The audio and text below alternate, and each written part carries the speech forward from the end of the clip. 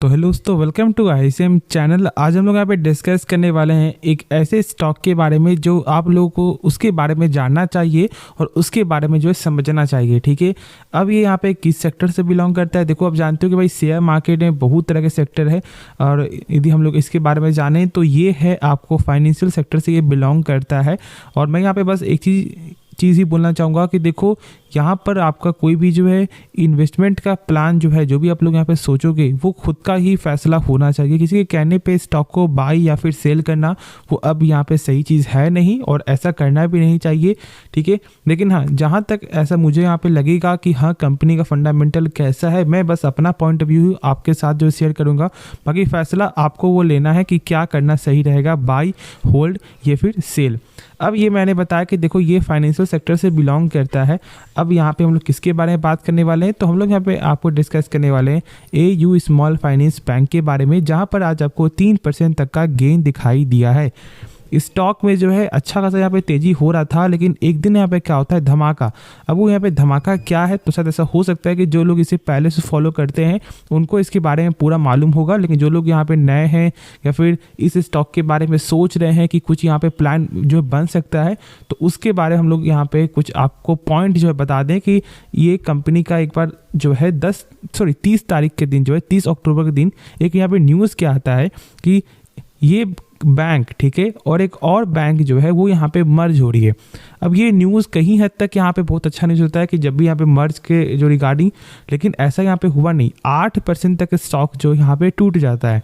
तो देखो, यहाँ पे साफ तौर से ही क्या लिखा हुआ था कि यहाँ पे बोर्ड्स ने जो है अप्रूव कर दिया यहाँ पे आपको मर्जर के रिगार्डिंग, जो यहाँ पे फिनकेयर स्मॉल फाइनेंस बैंक के साथ यहाँ पे होने वाला है। अब देखो, ये जो न्यूज़ के कारण यहाँ पे स्टॉक आपको टूट जाता है, लेकिन यहाँ पे कंपनी का क्या बोलना था कि ये जो यहाँ पे आपको फिनकेयर स्मॉल फाइनेंस बैंक के साथ जो यहाँ पे मर्ज कर रही है, इनका जो बड़ा यहाँ पे विजन क्या जानते हो, आपको साउथर्न मार्केट को पकड़ना, और इसलिए ऐसा उन्होंने यहाँ पे किया था। अब जो है यहाँ पे इसके कारण जो है ना, आज के दिन यहाँ पे गेन जो है क्यों देखने को मिला है। अब ये न्यूज़ था आपको 30 अक्टूबर का, जो यहाँ पे आप साफ तौर से लिखा हुआ देख रहे हो, लेकिन गेन यहाँ पे आज क्यों होता है, क्योंकि यहाँ पर एक जाने माने ब्रोकर जो है वो यहाँ पे रेटिंग देते हैं। लेकिन मैं यहाँ पे एक चीज़ आपको और बता दूँ कि देखो, ये 29 मई के दिन जो है स्टॉक अपना 52 वीक हाई यहाँ पे क्रॉस किया था, जो था ऑलमोस्ट यहाँ पे 794 का लेवल। यदि हम लोग यहाँ पे हाई एक बार चेक कर ले तो हाँ 795 के बीच में है। तो जो इसके कारण भी यहाँ पे क्या हो सकता था, कुछ फॉल्ट यहाँ पे, लेकिन जैसे यहाँ पे आपको ये न्यूज़ आया आपको जो है कि यहाँ पे मर्ज हो रहा है, उसके बाद जो स्टॉक जो टूटा वो यहाँ पे 600 के रेंज में कुछ आते हुए दिखाई दे दिया था। लेकिन अब जो यहाँ पे गेन जो आज के दिन देखने को मिला है, उसका बड़ा कारण है यहाँ पे मॉर्गन स्टैनली का टारगेट। ठीक है, देख सकते हो कि यहाँ पर जो उनका टारगेट है वो यहाँ पे 37% यहाँ पे अपसाइड का है। मतलब कि अभी के हिसाब से यदि हम लोग यहाँ पे गौर करें तो 1000 रुपया पर शेयर का उनके हिसाब से ये मानना है कि ये टारगेट यहाँ पर आ सकता है। देखो, टारगेट पहले भी था, लेकिन ये टारगेट को यहाँ पे रिवाइज करके यहाँ पे अपग्रेड किया गया है, जो यहाँ पे 1000 लेवल आपको बन चुका है। और इसके कारण आज स्टॉक में एक अच्छा वॉल्यूम और एक अच्छा बाइंग का मोमेंटम यहाँ पे देखने को मिला है।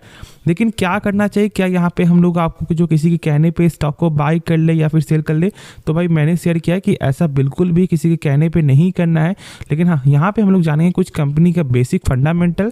दो, जैसे कि यहाँ पे प्रमोटर जो स्टेक आप देखोगे तो भाई 25% का जो यहाँ पे लगातार कम होते हुए दिखाई दे रहा है, लेकिन यहाँ पे बाई करते हुए दिखाई दे रही है आपको फॉरेन वाले, और लगातार स्टेक को अपना गेन करते हुए ही दिखाई दे रहे हैं।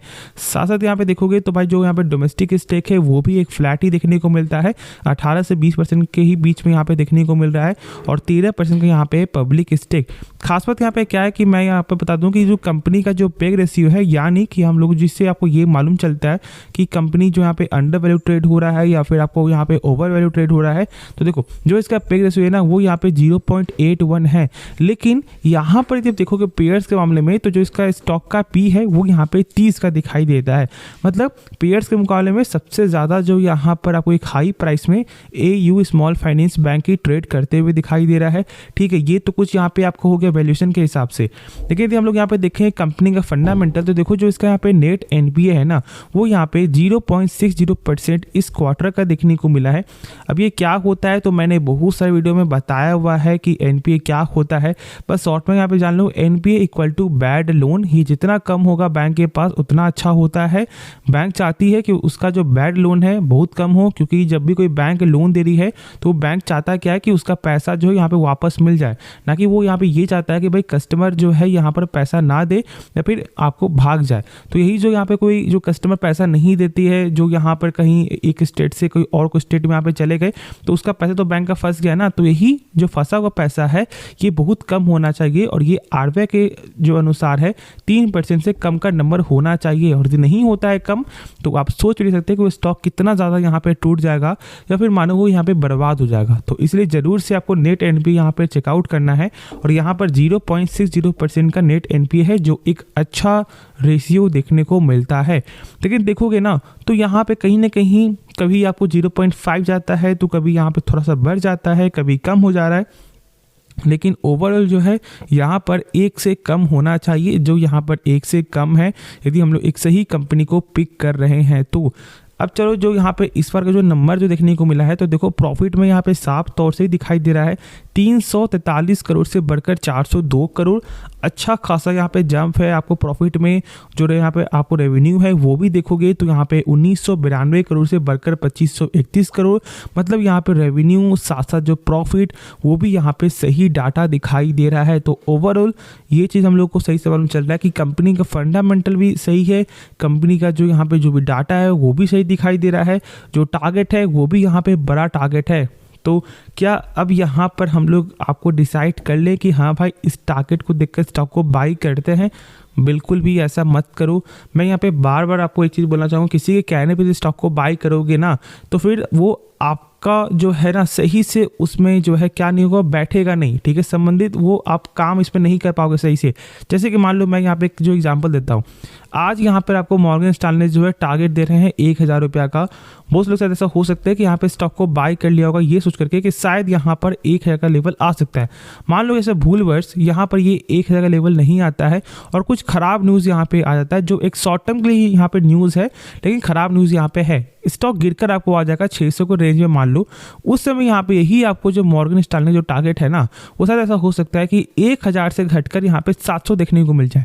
मतलब एक यहाँ पे रिवाइज जो है टारगेट यहाँ पे हो जाएगा। तो फिर जो लोग यहाँ पे आपको 750 के रेंज जो स्टॉक को बाई किए होंगे वो तो यहाँ पे डर से भाई सेल कर देंगे ना।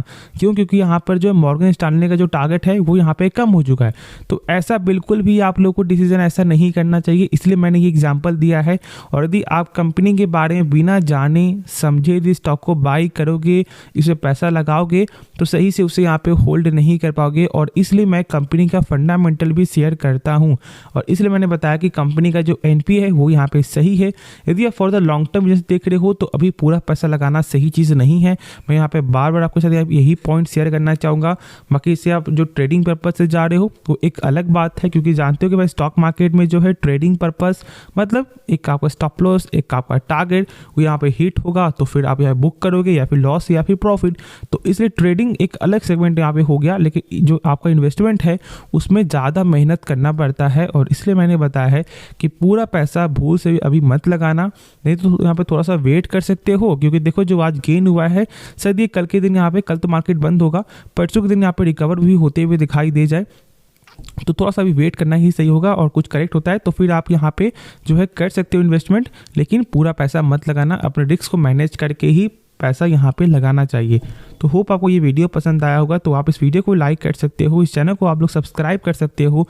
तो मिलते हैं नेक्स्ट वीडियो में, तो तब तक के लिए धन्यवाद।